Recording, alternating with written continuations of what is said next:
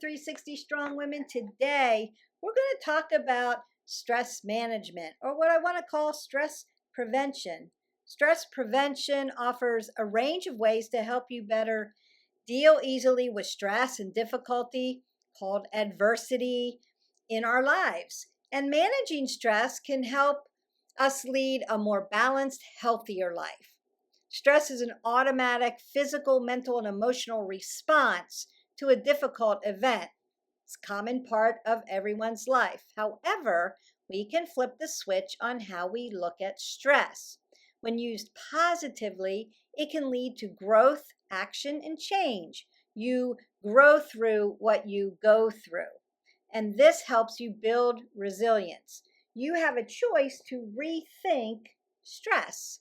Negative long-term stress can shorten our quality of life, both physically and emotionally.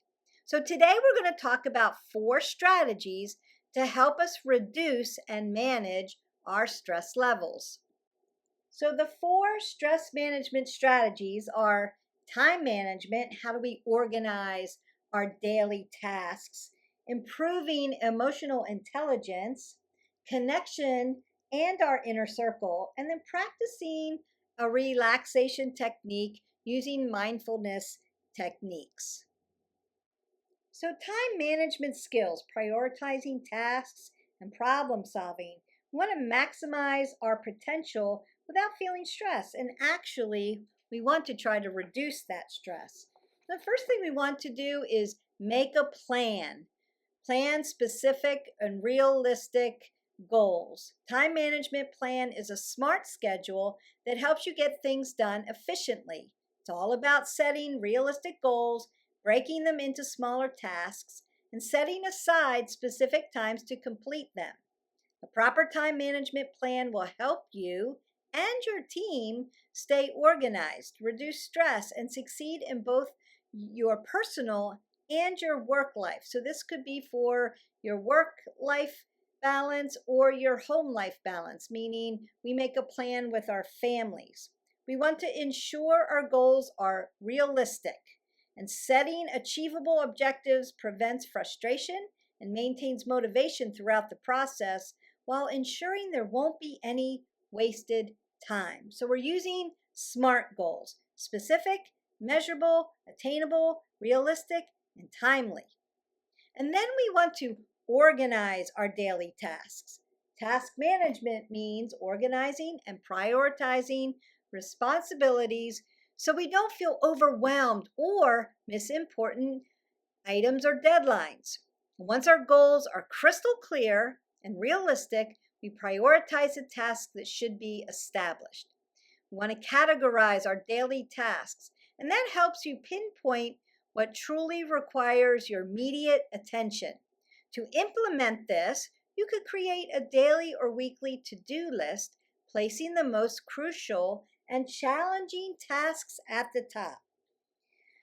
Prioritizing our tasks then. We want to make our schedule reasonable. Task prioritization is the process of organizing those tasks based on their importance and urgency to improve productivity and time management. We want to identify deadlines, assess the importance, assess the urgency, and the effort and resource required for each of these tasks. Prioritize your list, considering dependencies and breaking down complete tasks if necessary. So you could use the ABC method, A being the most time-intensive and important challenge or task that's going to take the most energy. And then our B's might be our middle things, and our C's are those things that we can take off our list very quickly. And so a lot of people will flip that upside down, do all their little tasks first, all their C's, but then they don't have the energy to spend on what's really important, what's really going to take your energy, and what's really going to take your time, meaning your A's. Then we want to master multitasking. Multitasking refers to the ability to manage multiple responsibilities at once by focusing on one task while keeping track of others.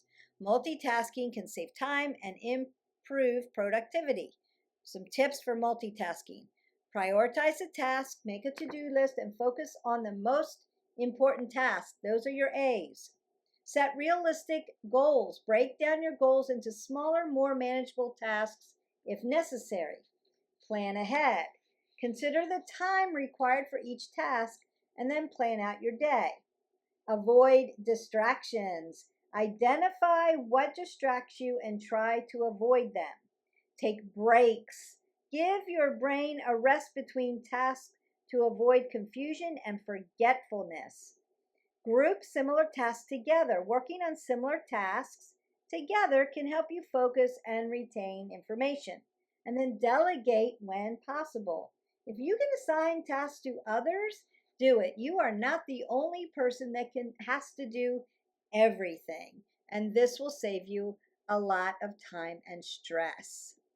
We also want to log time efficiently. Time logging is a method of recording and analyzing how you spend your time, which helps you identify areas for improvement and become more efficient. Here's some tips. Track your tasks. Note the start and end time of each task along with a brief description. This can help you identify how long tasks take and prioritize what you need to do first. Include dates. Clearly mark the date for each entry. You can easily compare past logs and then track your progress. Or you could use a time tracker. There is time tracking software and spreadsheets to record your time. We want to set realistic goals. Use your time log to set goals and deadlines that you can achieve and analyze your time. Use your time log to identify patterns and areas where you might be wasting time. And allocate resources. Use the data from your time log to allocate resources and manage workloads more efficiently. And then we want to remove time wasters. Prioritize your tasks. We've been saying this on and on and on. Focus on the most important one, your A's.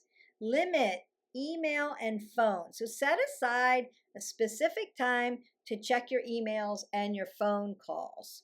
And then break down larger tasks into smaller tasks if necessary. Set a time limit for your meetings. Have an established start and end time. Track that log time efficiently. Delegate. Let go of the idea that you're the only one who can do these tasks. Set deadlines and keep them. And learn to say no. Stick with your priorities and protect your time. Now we want to move on to improving emotional intelligence. And the first thing is self-awareness. Be self-aware, understand your emotions and how you respond to others. Don't compare, to be self-aware. Practice active listening. Focus on what the speaker is saying and use nonverbal cues to show that you're engaged, like leaning in and looking at the person. Be open-minded, consider other perspectives, and be easy to approach. Communicate clearly. Use strong communication skills. It's not what I say, it's what you hear. Be empathetic. Consider how others feel. Put yourself in another person's situation and consider those emotions. Be self-aware of empathy. And then we want to be accountable for our own actions. Practice self-compassion and have positive affirmations. We want to cultivate a growth mindset. Growth-minded people are curious and look for opportunities for growth. Always be in the learning. And then we want to praise people when they do a good job. So start with the positives, even if you have to talk to somebody about improving, opportunity for awareness, their skills. Praise them for the things that they do well. So be self-aware about all of those things and continue to practice them.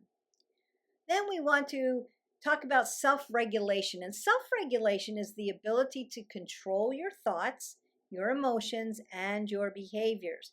It's a crucial skill for personal and professional growth.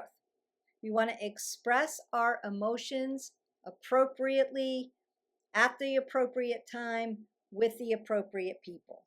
We need to control our impulses to act out and react. So we want to think before we react, and we actually want to respond and never react. Keep your negative emotions in check. The link is what you think. Check yourself on catastrophizing. And then we want to be social and motivational. The ability to maintain these healthy relationships. Building rapport with others can help you build trust, respect, and rapport in your community. And then help others, volunteer. Helping others can help you find their motivation and can help you find your motivation. It keeps everyone moving together in community. We then want to connect with our social communities, our inner circle, by being authentic, emotionally supportive. Also having social boundaries, understanding social boundaries, our boundaries and other people's boundaries. For example, we don't want to floodlight on somebody by sharing everything about ourselves in a group that maybe not be our inner circle, but maybe just acquaintances. So that would be overstepping our boundaries. That's just an example. And floodlighting is when we just share everything, and that may be inappropriate for the social circle that we're in. We want to stay present in the moment to moment awareness without judgment. We're not judging others and we're not judging ourselves. So we want to just stay present to what's going on at the exact moment.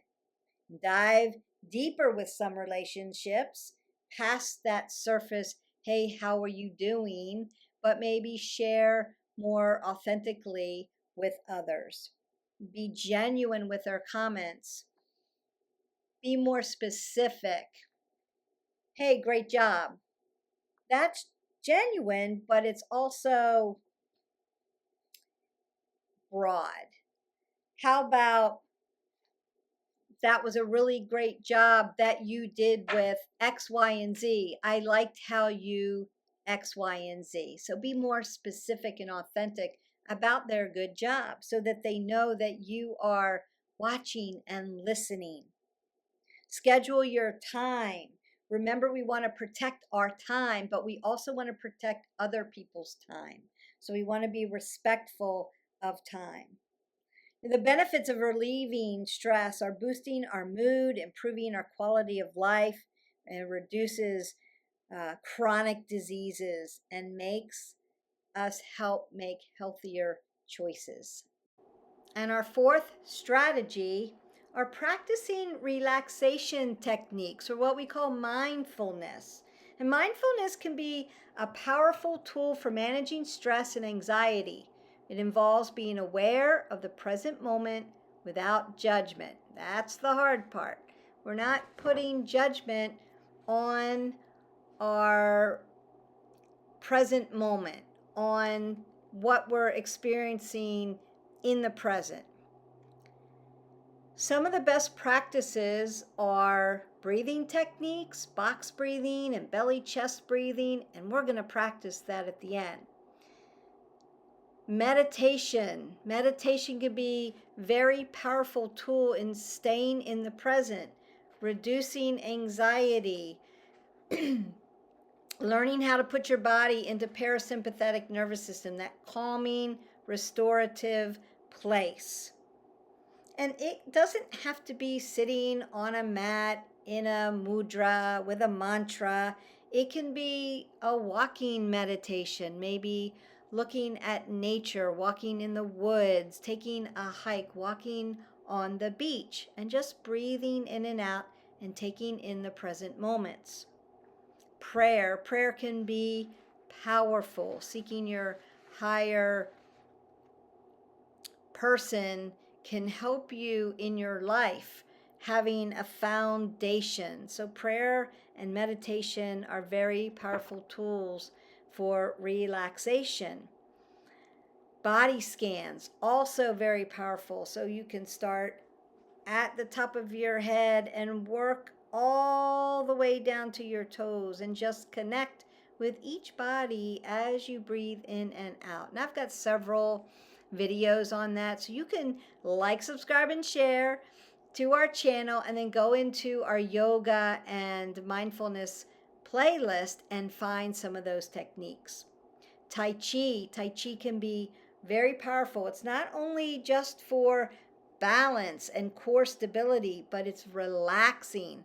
And so it can help put you in a state of relaxation. Yoga can do the same thing. And then there are so many different forms of yoga. So yoga can be very powerful to help strengthen your body, tighten your core, help you with breathing, but it can also be very restorative as far as lowering your stress levels. And you can go through our playlist and pull up a yoga practice and begin to do that to help yourself find this parasympathetic nervous system, this restoration of the body, the reduction of stress and anxiety. So we're preventing our stress by using these techniques. So today we're going to learn belly chest breathing as one of our mindful techniques, one of our stress reduction, stress preventive, manageable strategies. You can be standing, you could be sitting in your office chair, you can sit down on your yoga mat. You want to lengthen up through the spine. So make yourself really nice and tall. Roll your shoulders back, keeping an apple under your chin so that you never drop your head below your heart. You can also go ahead and close your eyes if you want. And then just gently place one hand on your heart and one hand on your belly. And the first thing we're going to work on is belly breathing. So as you inhale, I want you to fill your belly up with air. Make it really round like a balloon. Fill it all the way up until you can't get any more oxygen in your belly. And then as you exhale that away, feel the belly release all of that air. So inhale, belly rises. Exhale, belly falls. Inhale, belly rises. Exhale, belly falls. And now I want you to fill up your lungs. It's like exercising that respiratory system. So as you breathe in, fill your lungs all the way up to the top. And then as you exhale, let the lungs fall. Let the chest fall. Inhale, chest rises up. Exhale, chest falls. Inhale, chest rises. Exhale, chest falls. And now let's put that together. Belly. Inhale, belly rises. Exhale, belly falls. Inhale, chest rises. Exhale, chest falls. Inhale, belly rises. Exhale, belly falls. Inhale, chest rises. Exhale, chest falls. Now take a big sweeping breath in. And then as you exhale out, open your mouth and sigh that all away. Ha. And that is it. You should feel relaxed, full of oxygenated blood, but really relaxed. And you can do this laying down before you go to bed, when you get up in the morning, just to get your day started, or during work breaks. If you're feeling really stressed, start your belly chest breathing to help you. And those are our 4 strategies for preventing stress, managing your stress levels, and helping you flip the switch on how stress lives in your life. We have a choice to change that and make better choices, respond rather than react, become self aware, and learn how to self regulate. Use our time management skills and our mindfulness practices. I hope that you enjoyed this video. I enjoyed making it. Let me know what your favorite technique or strategy is from this video. I would love to hear your stories. Until next time, have a great day. Don't forget to hydrate your body, and we'll see you for the next video. Bye.